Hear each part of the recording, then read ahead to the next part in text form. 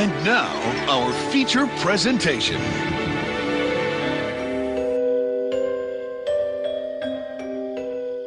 I like it spooky.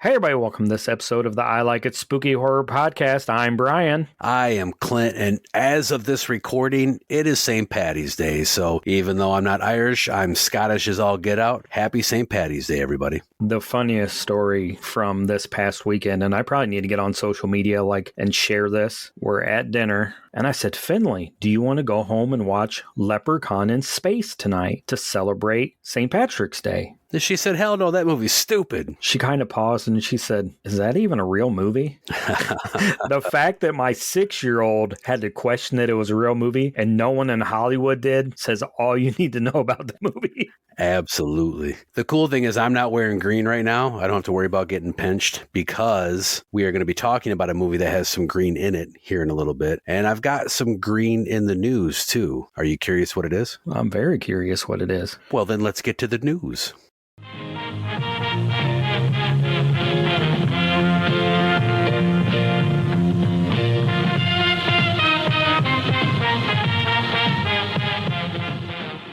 So my first news story is about a Cujo remake headed to Netflix, and both of my news stories are from iHorror.com. I mean, it's been 40 years since the last adaptation, and I don't know that you're going to replace Dee Wallace as the mom. I don't know how they're going to do this, but they're taking a crack Netflix at the movie. I mean, I don't know. What do you think? You know I'm not a fan of remakes. Every once in a while, a good one comes along, but let's make some new stuff. We've talked about this a gajillion times. Throw me something new, and that's why we always gravitate towards indie, or a lot of the new stuff that came out last year had that kind of more independent studio feel. No, I mean, Cujo was cool, but I don't want to see Cujo again. And there's so much else going on. I mean, there's adaptions including Life of Chuck, which is being released by Neon. HBO's Welcome to Derry, which is a prequel to it. Amazon is doing Carrie with Mike Flanagan. Is it just hot right now? I mean, on the heels of The Monkey doing well, or is it just that Stephen King cycle that we get every 5 years? No, it could be. We've talked before that recently, basically ever since before the strike, well before the strike, but what was that, 2 years ago now? Hollywood's lost its way. It doesn't know. It's just fishing for money. And I do believe that horror has, especially mainstream horror, has kind of hit that crossroads too. So yeah, anything that's making money and popular, then they're going to jump right in the bandwagon. Although, did you say this is coming out soon or it's announced? It's announced. There's no date or anything, so it may be a year, 2 years. Who knows? It may just drop one day. So that is then they were sitting there going, oh, wow, okay, this is, Welcome to Derry's coming out. And like you say, The Monkey's doing good. And so yeah, let's capitalize on this. It's not going to get my money. Although I tell you what, I had no intentions of seeing The Monkey, which is basically a remake, the way I understand it, of Monkey Shines. But I've heard a lot of good, gory, fun fucking things about it. Where Monkey Shines was just kind of your serious, dramatic, long, drawn out Stephen King story. So I am going to check out The Monkey. I think it's on streaming now. Is it? I know. I saw it in the theater and I just had a blast with it. I just had so much fun with it. Kind of went in as blind as you can with a movie nowadays. I kind of knew what you and Rod had said about it, but it was totally different than what I thought it would be. The reactions and reviews of The Monkey were completely different than what I thought it was going to be too. And then my other news, and this isn't so much interesting to me, but I know a lot of people like this show, and it's called You. And Netflix dropped the trailer for the final season. So you can go on iHorror.com, look at their news, and check this out. And this starts the new season on April 25th. Back to New York, where Joe Goldberg is the character, and it takes him back to New York where his past catches up with him. So it says 3 years after the events of London, Joe is now married to Kate, who runs the powerful Lockwood Corporation. They've settled in New York, and Joe wants to live a normal life. But as the trailer shows, old habits die hard. I don't know if you know this show. It's about a guy that keeps people in the basement. Yeah, so my oldest was watching that a couple years back. I caught a couple episodes, and it looked interesting. I never followed up on it. In fact, fact, when you first started talking, I was like, what is he talking about? And then I'm like, oh yeah, that's that show with the serial killer guy. Okay. The only people I know that watch it is a female audience. Tiffany watches it. A lot of the people I work with, which is mostly females. I work in healthcare. They all watch it and enjoy it. I've watched some of it. It's fine. I mean, but there's a lot of shows that are kind of like that now. There's one with Mark Paul Gosselaar where he kidnapped a girl when she was younger, and then when she got older, she became like a detective and runs a private corporation, and she kidnapped him and keeps him in the basement to help her solve crimes of missing people. I'm glad I grew up a basement kid because Yeah. you lock me in the basement, I'd be like, oh, that's cool. I'm comfortable. Yeah, you got a radio I can listen to. Do you think that You is like this generation's Dexter, even though they're coming out with more Dexter stuff? Yeah, I mean, Dexter's what, in the last 10 years? Oh, I don't really know, to be honest with you, but I know there was Dexter True Blood. Seems like the original was probably 20 years ago. I don't know, the older we get, it's like when you think back to the 90s and you're like, oh, that was yesterday. Like, no, that was 30 years ago. Yeah, and Dexter, I mean, it's weird. The movie we were going to cover was from the 80s, but I watched one of the sequels that was from the 2000s, and I was like, it just doesn't have that look to it. Doesn't have that sheen to it, that 80s look. So it was a detriment to it, the third movie in the series. The film quality and the lighting, that's what I think always ruins the new stuff compared to the old stuff. Which is weird because that all should be better, but it's not. So what do you got for news? Something green, you said. Something green, but first, it kind of ties in with what you're talking about, or you brought up remakes, and I think it's funny because it showed how interested we are in a Cujo remake. You brought it up, and then we started talking about other things.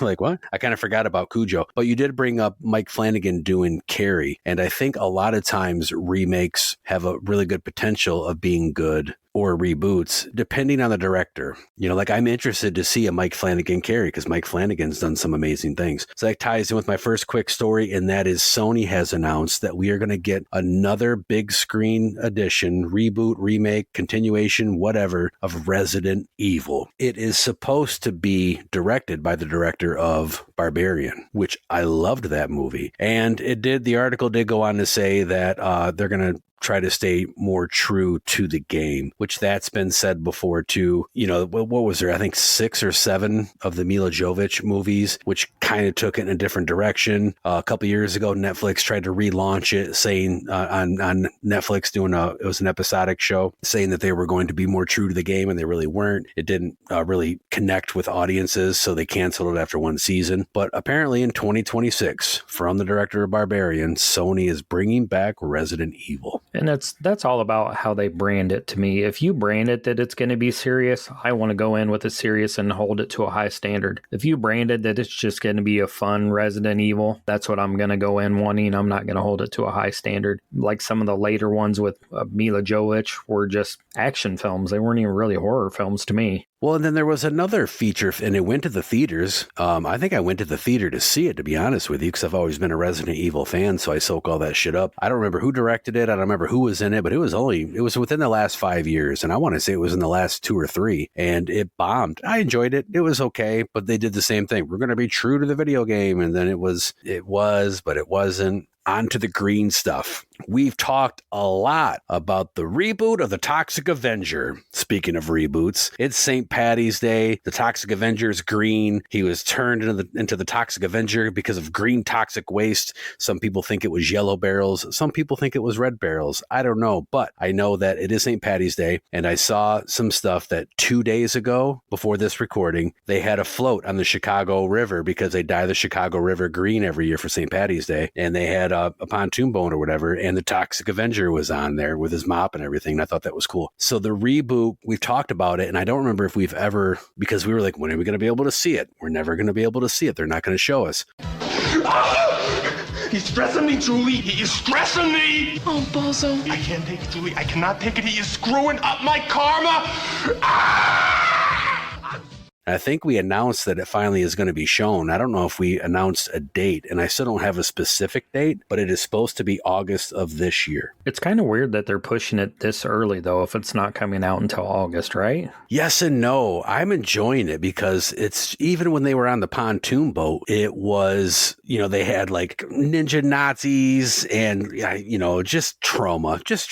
So it's just fun seeing trauma stuff doing trauma stuff. And I almost wonder if they're trolling everybody. If they're like, look how awful this looks. Look at this. We're on a boat. You know what I mean? Because they released some images of what Toxie looks like. Which most people did not like. Everybody and their brother bashed it. And there's a 18-page thread on Facebook of, people hating it. I just want to have fun with it. I'm not going into it thinking this is going to be an Oscar-winning film. I just want to have fun. I think the big issue people are going to have, Peter Dinklage being the Toxic Avenger. And it is nothing about bias or prejudice or anything like that. It's just when you get used to a certain character, it's like when they did the Velma thing. Velma has been Velma since 1969. And then they did the show where all of a sudden she was a different ethnicity. And it was just hard to swallow because you're so used to, for 50 plus years, Velma being a certain way. And I think it's going to be the same thing with the Toxic Avenger. So it is weird seeing a very Power Ranger-ish looking silicone mask type body monster suit that doesn't look like you can emote in. And then add the fact that it's not Mitch, I can't remember the guy's name, a 6 foot tall muscle bound guy. It's someone a little bit shorter than me and I'm pretty short. So I think it's going to be hard. But regardless, even though it did look Power Ranger-ish, it still looked kind of cool. It was like, the final product on Face Off or something, which I love that show. So I'm interested to see it. It's going to be fun. It's Troma. It's going to be fun. I like the Power Rangers. I think they're fun. I think this is going to be way more bloody, gory, and appropriate than the Power Rangers. And it's got a great cast. It's got a fun cast. So that'll be interesting to see what happens. Look at Psycho Goreman, which we covered here on the show a couple years ago. We love that movie, and I would love to see a sequel. And is this going to be a Troma version of Psycho Goreman, so to speak? Sign me up. I'm there. You think there'll be little kids cussing in the movie? Yeah, there will be. Yeah, what did that girl say? God, freak or frick, or remember the little girl in Psycho Goreman was saying... Oh, it was, frick you. There was a whole song. Oh, yeah, there was a song. Yep, I forgot it. Yeah, we'll have to look that up.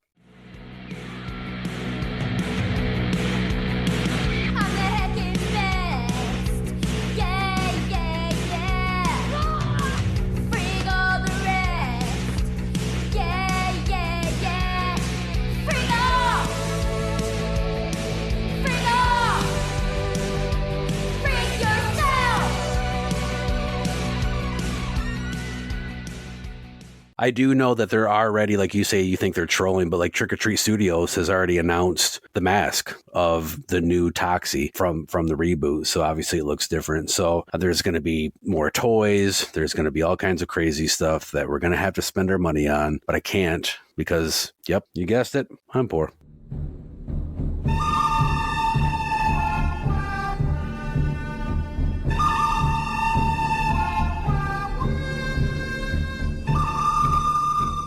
So in this episode, or why are we poor? Because we are both poor, it sounds like. I did some Facebook Marketplace shopping, some record store shopping, and some comic book shopping. So let's start with the comic book. So I went to Acme Comics in Peoria, Illinois. I was in Peoria for the day, and I picked up, it's a one-shot, Mothra, Queen of the Monsters. And I said, hey, do you have backers and like sleeves? Right there on the counter. Slide your comic in, take it out the store. You had to ask for that? Some places just give you a comic. They don't even have it like in the backers or stuff. I don't know. Maybe some people take them home and read them right away. But I was like, I'm going to stick it in the car and drive home. So I want a backer here. And it's just beautiful. I think I don't even know who it's by. LD, it looks like, or ID. I shared it in a group chat with some friends, and Brian Clark's like, I already have mine waiting. I need to go pick it up.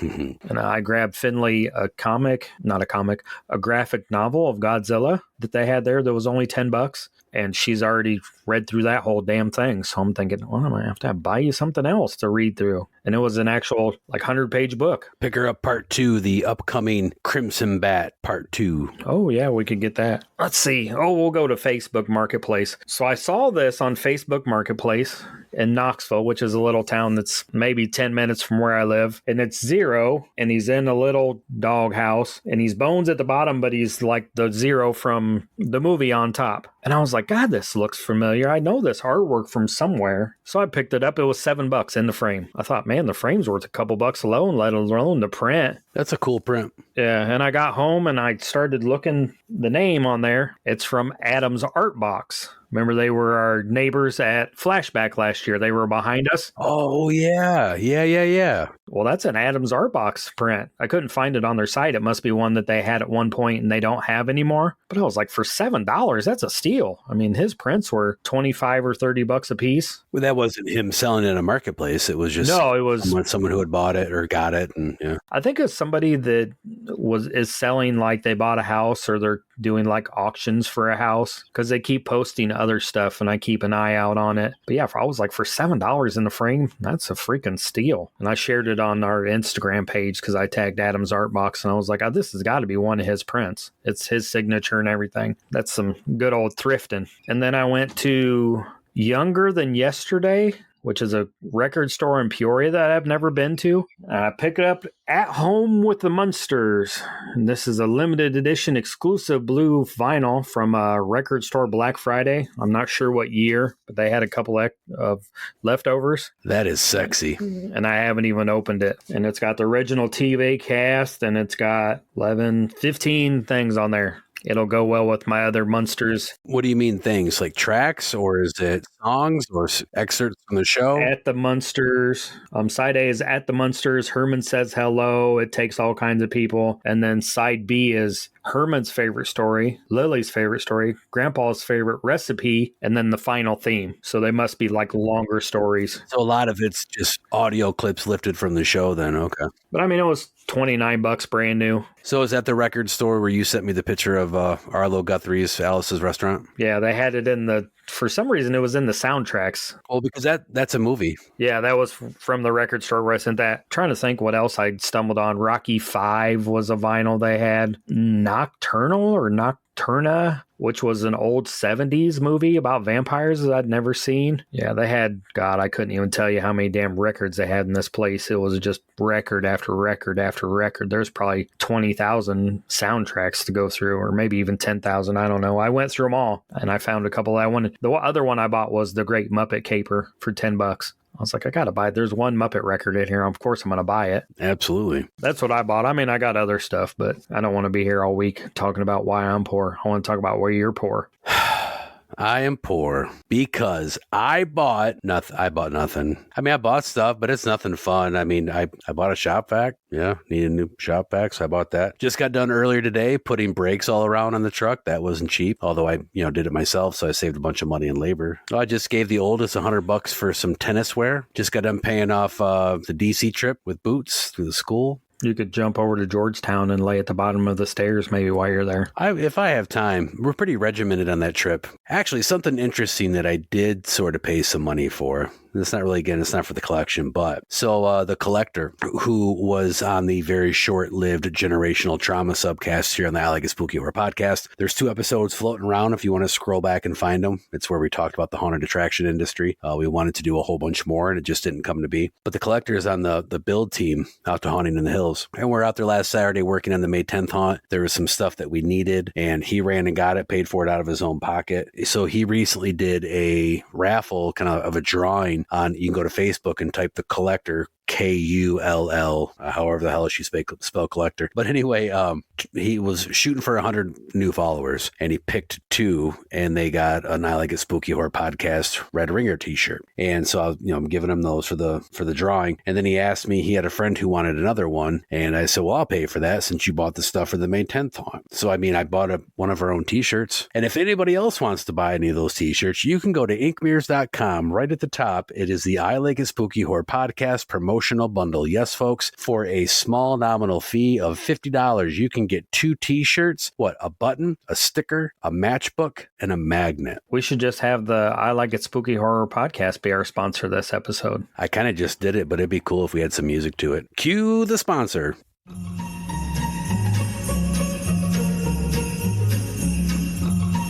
Ho, ho, ho! Merry Christmas, everybody! Cool. Well, it's that time of year again when you, my friends, get to shell out all your hard-earned cash buying presents for people you don't even like.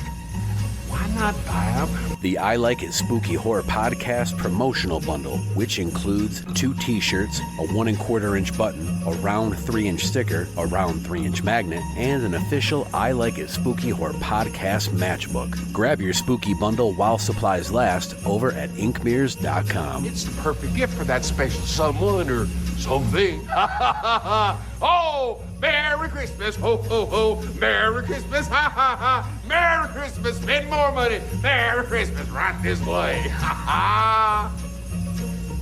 So now that we've heard from our sponsor, it's time for the movie. The 1985 American comedy horror film. Did they shoot for this to be a comedy, do you think? Or is this one of those that they're like, we want it to be horror, but comedy just kind of bled into it, so it's labeled that? I think it's that, but a little more intentional. We'll get into why. I don't think they were setting out to make a comedy movie, but I do think as they were making it, they were having a lot of fun, and they're like, let's throw these scenes in. They're slapstick. They're kind of funny. Yeah, so we're talking about H.P. Lovecraft's Re-Animator, or it's known some places as Herbert West Re-Animator. Yeah, that's the original story that I read, which was a great story. And I'll tell you what, the story reads as well as this movie is paced. It moves right along. But before we get into any of the juicy stuff, into any of the serum, the blood of this movie, I just got to say that if Leah Stalker from Pure Macabre, our co-host on Indie Spotlight, which you should check out once a month here on the I Like a Spooky Horror podcast, if she was here, she would say, justice for Rufus. Oh, yeah, I forgot the cat died? Choked on the trash? He got his head stuck in a jar, he says, when he was rummaging through the trash. I tell you what's cool about the scene, though, is when that cat is reanimated.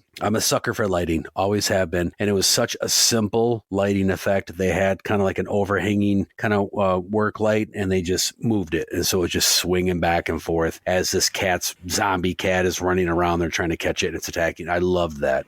It was so simple and effective. So question, after seeing that scene, we talk about this a lot when we talk about films. Is this a story that Stephen King read when he was younger and kind of maybe planted the seed for Pet Sematary? Well, so I have read, I don't think so, no, because I could be wrong. It's been a while since I've read it, but I do not remember the cat scene in the original H.P. Lovecraft story. In fact, the original H.P. Lovecraft story took place in, was it World War II? The time period was different. And a lot of that story actually took place in wartime. So again, I could be completely wrong. Maybe I'm just forgetting, but I don't think the cat was in the story. So I got a little synopsis just in case you've never seen the film. A medical student returns from Austria after working in regenerative experiments with a well-known scientist who died under mysterious circumstances.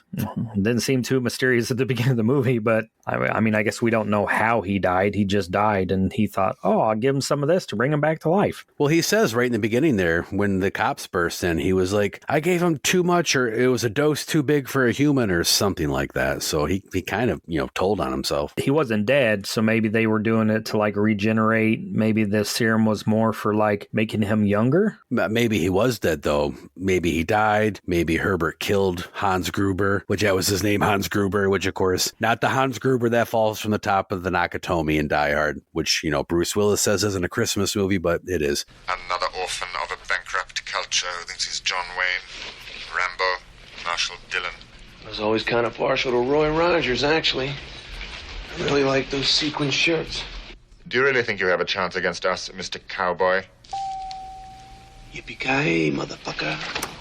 The film wastes absolutely no time getting into the story. That's one thing I love, is right to it. And, of course, it doesn't waste time, and I get to some pacing stuff here in a little bit, but, of course, it does get flack for reusing the Psycho theme. I mean, a little bit, but not too much. I mean, that's the one thing it maybe didn't do too well. I just had fun with this movie. Oh, for sure. The filmmakers were obviously Hitchcock fans, too, because the opening credits sequence, it pays visual homage to Saul Bass's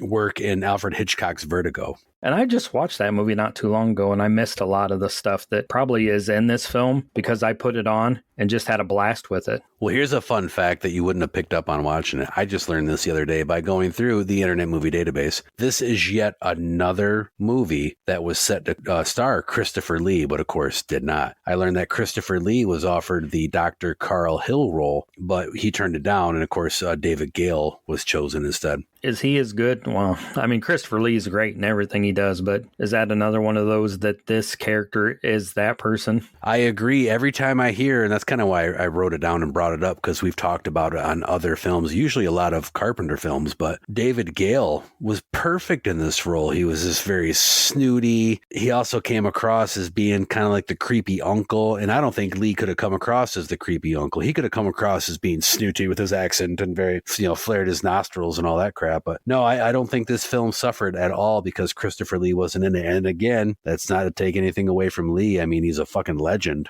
Yeah, I don't think he can pull off the head in the platter role. Oh, give a whole new meaning to the word head, right? Yeah. Yeah.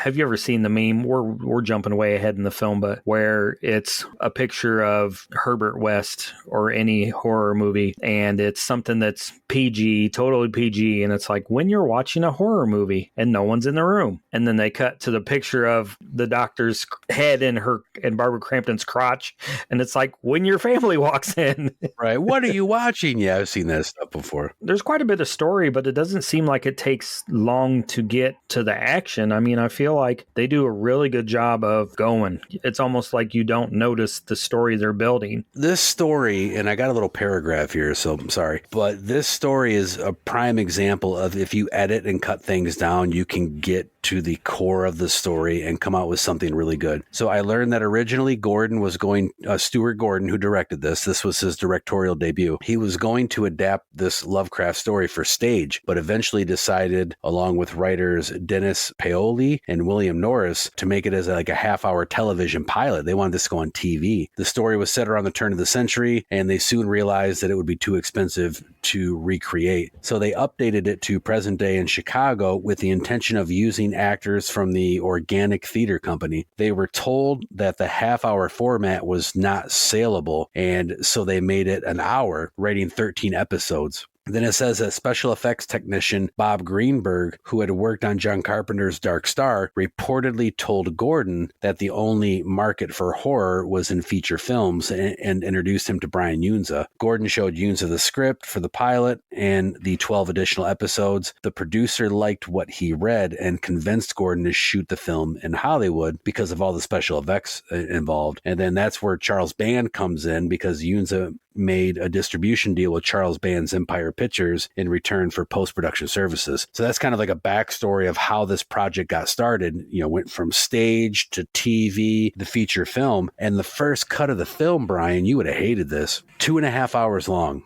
No reason it needs to be that long. No, and that 2.5 hours would have been a lot of the love story and stuff like that.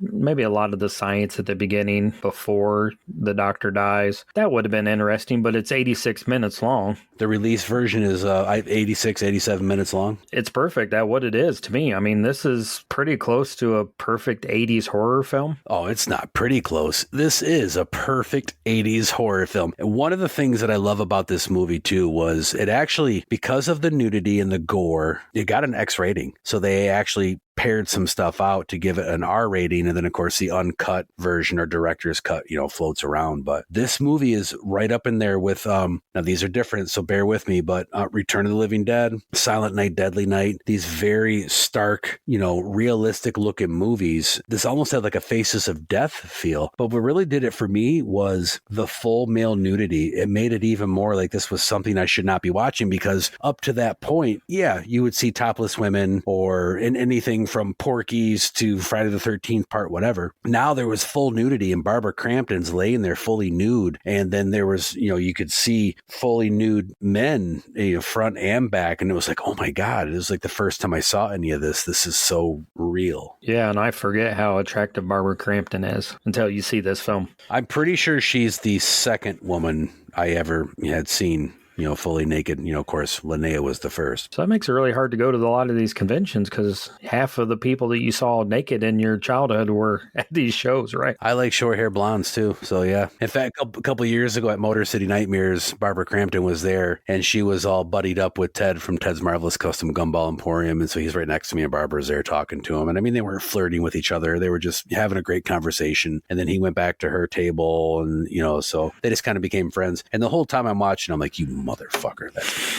That's my girlfriend. Get away from my girlfriend. Because the movie's played really straight the whole damn time. No one is being comedic about any. The one person is the guard, the security guard. He's pretty funny, but it is played straight. Wait, hold on. What was it about the security guard that did it for you? He's smoking a cigar. He's reading a boudoir magazine. At one point, the doctor goes in after he loses his head and he's like, oh, time for a break. And he's taking his, he's talking about going and jerking off in the bathroom. Actually, he was pretty funny too when he walks in there and sees all the chaos going on at the end in the morgue, and he just kind of like, fuck this, I'm out of here, just turned around and left. The movie played super straight like you're talking about. It moved right along, but it did get into some comedy. You brought this up a little earlier. I think they were just having fun. I don't think they had any intentions of making it slapstick, but it did reach that kind of Evil Dead 2 status. I mean, despite the gore and the graphic nudity, it managed to bring the levity. A lot of it was the headless Dr. Hill scenes. Those are fucking comedy gold. Because his head's in the whatever pan or whatever the hell that is. Probably the funniest thing that made me laugh was he loses his head. He goes to the hospital and he needs some blood in the pan. So he has his body putting blood in the pan. And his head's just like, like, I'm like, what the fuck is going on? Like he was having an orgasm. But no, it was fun watching his body, which obviously didn't have a head, so it couldn't see, just kind of like, trip over shit and knock into shit because he was mentally controlling his body to do his bidding. And then when he would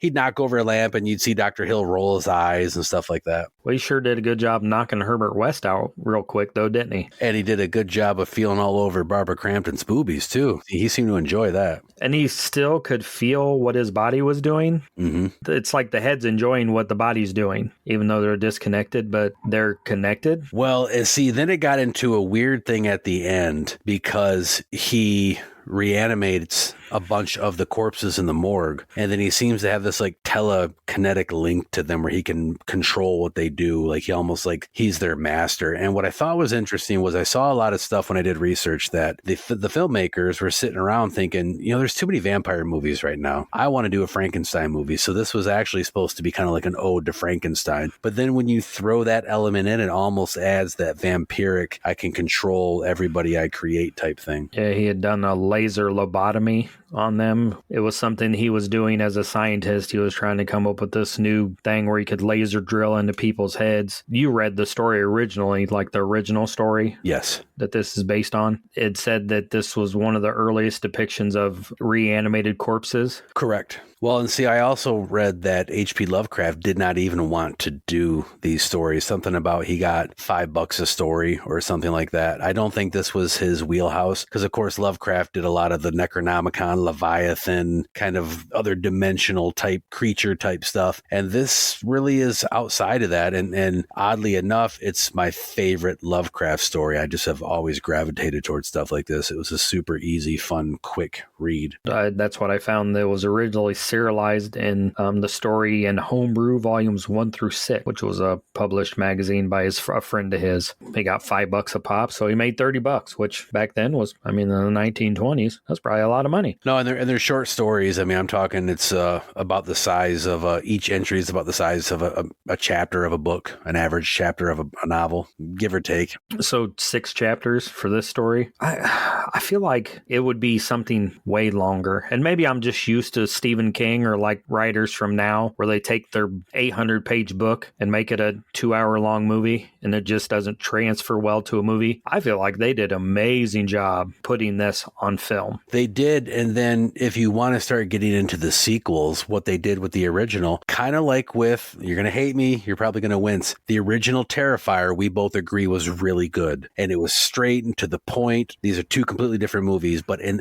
that vein, they're very similar. And then they were able to create this whole universe out of that. So even though we don't necessarily like the direction the Terrifier universe went, the Re-Animator universe got to expand, and then it tied back into itself. So when you get into into part 3, Beyond Re-Animator, you see some things that happened the night of the original through like a flashback of a kid who, was in the kitchen that night or something. So it turned into this like infinite universe they could expound on. But back to the original, we were talking about the gritty look because of the gore, which is the main reason we did this. Brian and I were sitting here and we were like, we haven't done anything really gory in a while. And we're like, let's do Re-Animator. And it's the 40th anniversary of it. So let's do it. One, we also wanted to do After Coma, something a little more lighthearted and fun. And we both view this movie as lighthearted and fun. Maybe most of we're weird friends or listeners, and probably all of our family wouldn't, but we do. A severed head going down on a fully nude blonde strapped to a metal table in a morgue. That sounds like a good time to me. That's Saturday night where I'm from. Gonna be a hot time on Saturday night. Going back to the grittiness, I found out that originally Gordon wanted to shoot this in black and white and on 16 millimeter to give the film a gritty quality. I would like to see that. Although one of the charms of this movie is it is very colorful, especially because of the glow-in-the-dark serum, which I guess was something that was the first time they used glow-in-the-dark markers or something to make the green serum glow. It would be more Texas Chainsaw Massacre if it was in black and white or had the grittiness to it. It would take most of the fun out of it for me. The levity would be gone. It would never get an R rating. It would be a XX.5 rating. Oh yeah, they would. And it would be 2.5 hours long, probably. Yeah, probably. If they shot it like that. Speaking of ratings, I think we should get right to it. But I got one more stupid fun fact that doesn't mean anything, but it's still kind of cool. And then I got to tell you what I love about this movie. I read that Tom Towles, who we talked about the last episode, and I can't remember why we brought him up. It was a movie he was in, I think. Maybe it was Horror History. You brought up Tom Towles. It was his birthday. Yeah, that's what it was. So I read that Tom Towles was originally set to play the very first reanimated corpse before Peter Kent got the part. That's the one that kicks their ass in the hospital. And kills Barbara Crampton's, Meg's dad, the dean. I love, exclamation point, fucking love the ending of this movie and the way it fades to black and you hear her scream, "I love you."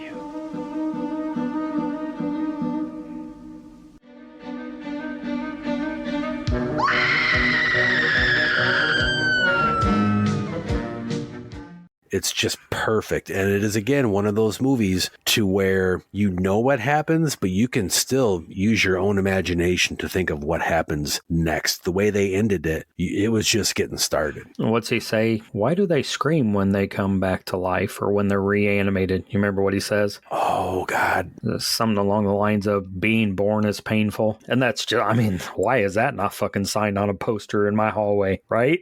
Like, that would be the perfect quote. That's why I'm in pain every morning when I wake up. I thought it was because I was getting older, but it's just I'm born again every day. You want to rate it, and then we'll go into some physical media and recommendations? Yeah, actually, I have a few recommendations. You kind of got me hooked on doing this, so what do you rate it? It's a tad bit under perfect. I'm going to go 9.8. Hell, I don't even know pans of blood. Everybody needs a pan of blood in their house, right? So why not a full 10? I don't know. I just want a little bit more of the story at the beginning. I know that drags it out, but, could you cut a little bit to add that little bit of story in the middle or in the beginning? And I've seen the second one and I started the third one, so maybe you get that story there, but I just want a little bit of what's going on before. So you get a little more of the story in the second one, obviously. The third one, you really don't. The third one is just a batshit crazy fucking gore fest. Oh my God, it's so much fun. The story isn't even really about Herbert West. He's just almost the catalyst to things that are happening in the story. Started to watch the third one. I got maybe 20 minutes in, then I was like, I gotta go to bed. It's too damn late, and I don't know that I can invest the next hour into this film. I need to watch it, though. And I almost feel like the part I've seen in the third one, I'm gonna have more fun than I did with the second one. You will. I do think you'll enjoy the third one more. You're gonna have more fun. It's just more fun, especially at the end. It's just fucking chaos. It's just in such a gory, fun fucking way. But, I went 10, and this is 10 CPR classes out of 10. So in the beginning, he's doing the CPR on the woman, and it's a real woman. Bruce Abbott said that he actually really hurt her badly and broke some of her ribs. Because I'm watching that and I'm thinking, like, you're not supposed to do, and I mean, being in the healthcare industry, you're not supposed to, because she's actually giving her CPR. Like, you can hurt somebody pretty bad. Funny story about that is, I guess that woman in the beginning who he's trying to, bring back to life doing the CPR. I read something where apparently she had a fascination with dildos and she would hide them in with corpses in the morgue to be funny. I don't know. It's just what I read. 10 out of 10 because the story was no bullshit. The gore was fun. It stands out. It was one of those first movies that I saw where I'm like, oh shit, should I be watching this? Like, this is something else. It spawned some cool sequels. I really think that it's indirectly influenced movies since then, which in my big ratings, I always think about the cultural influence of the movie. And I mean, there's a lot of movies where it's referenced, or I brought up again, a couple episodes back, I brought up The Substance, which I think is in this universe. The story started from H.P. Lovecraft, which has touched so much and is going to this day. Yeah, The Substance is definitely connected to this. Not in the Re-Animation. Well, I guess in the Re-Animation, this is what that substance has become as it's been tooled and fixed. And now this is what we can do with this substance that was in that green vial. This is 40 years later. This is what we can do with this. Just a little, just needs a little bit more for me. But I mean, 9.8. I mean, the most of the shit we watch, we give like a 7 or 8. Right. So, and that poster, it's a fucking beautiful poster. Oh, the poster's amazing. NECA's got a toy. I wish they had more, because it'd be cool to get toys of the other corpses, even throughout the sequels. Why is there not a Bride of Re-Animator? I just want one where you can change out the head to be in the pan. Yes. Or on his body. That'd be really cool. So on some physical media, of course, it was released on VHS. It's where it made most of its money and got most of its fanfare is on VHS, Laserdisc, and on Betamax by Vestron Video. So I think it was on all of those. DVD by Elite Entertainment in April of 2022. There was a standard and a millennial version, had some commentary tracks. And then now you can get it from Arrow Video on Blu-ray, which, hell, I didn't even look and see if I had it. I think I have it, but I am sure. Was Arrow the one who came out with the 40th anniversary with the signed poster from the cast? I think that was Ignite Films, because there's a Re-Animator Resurrections or Resurrect, that there's a documentary that's about the making of the film. I'm talking about when we covered earlier this year, Looking Ahead, and there was some news about something coming to Re-Animator, then we found out it was a 40th anniversary box set. Yeah, that's the same company. If I read it right, they did a full-length documentary and the 4K. And I don't know if they're two separate things or they're all integrated into one. You can go to their website and find it and see what they have, but I think it was kind of expensive. I think it was, but you got that poster signed by like a bunch of people from the cast, which is super cool. Hey, and one thing just before I forget, if you love this movie, if you've never seen this movie and you watch it because we rated it high, thank you. The cast, they're having, I can't remember all, I think some of them are going to be at Flashback, am I right? Mm-hmm. And they'll probably wind up at Scarefest. There's maybe a Horror Hound or somewhere else that, this year they're going to be, doing the 40th anniversary meet and greet tour at your favorite horror con. So look for it. Go check them out. God, we're old. We're older than Re-Animator. It just hit you? Yeah, shit. I need some serum. The last movie that we did, Coma, was made in the year we were born. Do you have any other recommendations? I'll do one and then I'll let you do one. That way I don't take any of your recommendations. The first one I had was from 1981 and it's Scanners. Just another fun, bloody, gory, kind of science fiction-y, people's heads are blowing up. Scanners is cool and it's got like the first exploded head scene, but I always thought the movie was kind of boring myself, but that's just me. It's not Re-Animator. What do you got next? My first recommendation is Bride of Re-Animator. Okay, your turn, go. Well, and then my next recommendation is from 1986, From Beyond. Yes. Right up the same vein with the crazy effects and the wonkiness. Well, my next recommendation is Beyond Re-Animator. Okay, go.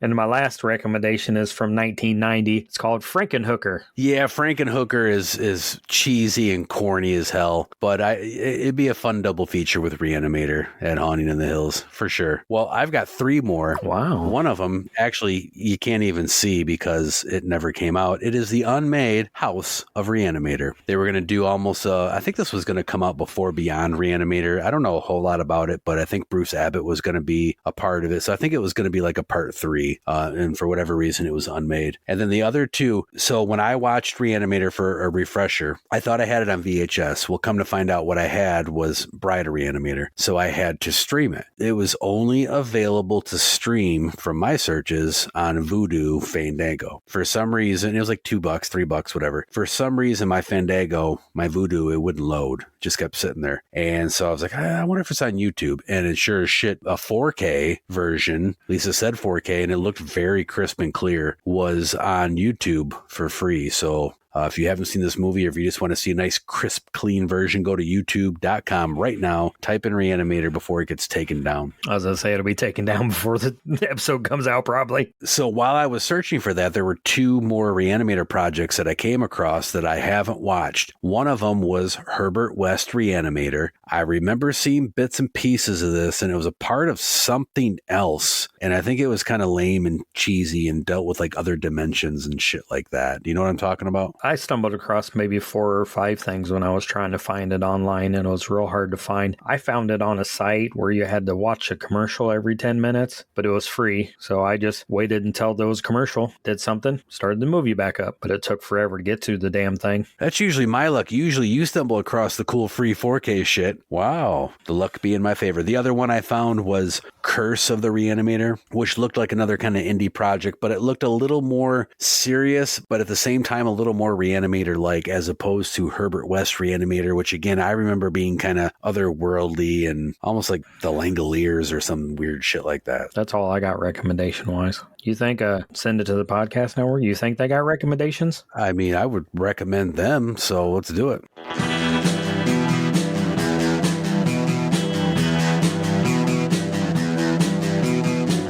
You're listening to the Prescribed Films Podcast Network, home to hundreds of hours of free podcast entertainment. The shows on this network all have a common goal, providing you with the best discussions about movies and other forms of entertainment media. The PFPN hopes to fill your earholes with audio joy. Visit our website with links to all the other amazing shows at www.thepfpn.com. Thanks for listening.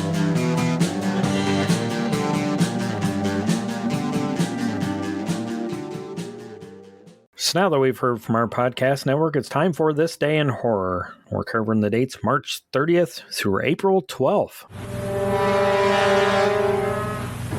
A date which will live in infamy.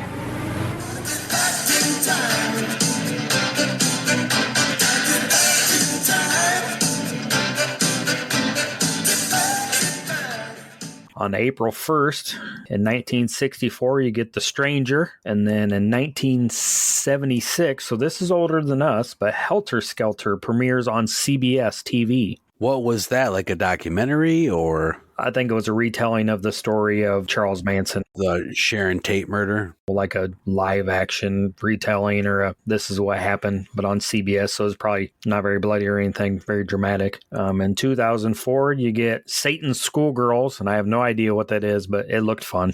I haven't watched the film, but I've seen the project floating around. And then in 2008, you get Beverly Hills Massacre, which was another one that I was like, hey, this looks fun, and it sounds fun. Anything with the word massacre is usually pretty fucking cool. April 2nd, 1956 until November of 1975, The Edge of Night premiered in April of 1956 and ran until 1975. Wow, I've never even heard of it. Yeah, it's a TV series, I believe. Or was it Twilight Zone or was it more like pulp noir stuff? I think it was kind of a mixture of everything. Yeah, it says a TV series where an attorney and his colleagues are involved in solving crimes and intrigue which touched the lives of many civilians. And it was a daytime show, American mystery crime drama. But I mean, to be that early and to run that long, we don't know what it is, but it stayed on for that long. It's almost like maybe a soap opera with some crime and noir in it. I was trying to figure out why it was on Horror History, but I guess we'll call it the, what's that word you like to use? Horror adjacent? Yeah, I just thought it was very interesting that it ran for 20 years. And then 1980, you get Dario Argento's Inferno. Classic. 1981, you get The Last Shark, but I feel like there's been several sharks since then.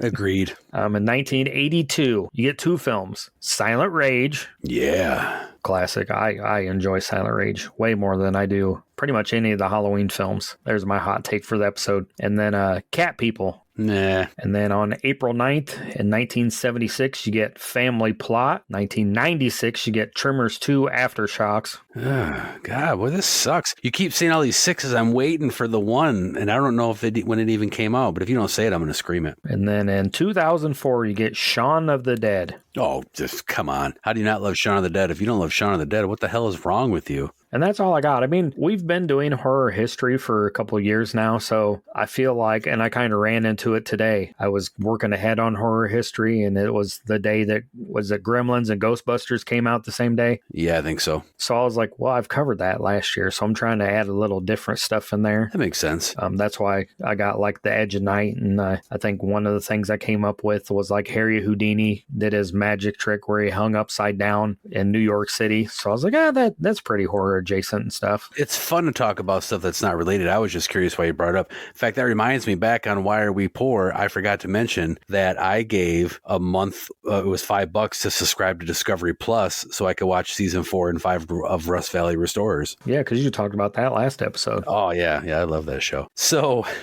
those guys have bad luck. You want to talk about horror? Like, I can relate to them. Like, every day it's like something goes wrong. Like, oh, I thought for sure that you would say, and maybe it didn't come out then, that's probably why you didn't. I thought for sure that you would say that April 1st, 1986, April Fool's Day. You think that's that when that came out? It came out in 86. I just figured a movie called April Fool's Day would come out on April Fool's Day. Well, hell, when was it released? March 27th. Had to get it out before April Fool's Day, you know? So yeah, maybe the March 27th was that Friday before. Probably. I love that movie. So that makes sense. Did you watch? So you have seen it, right? Yeah. And when it got to the ending, spoiler alert, if you haven't seen April Fool's Day, then stop listening to the show. Come back next episode or check out some prior to this. When you got to the end of April Fool's Day and you saw all the people who had been killed just sitting there smiling and laughing, were you like, what the fuck is going on?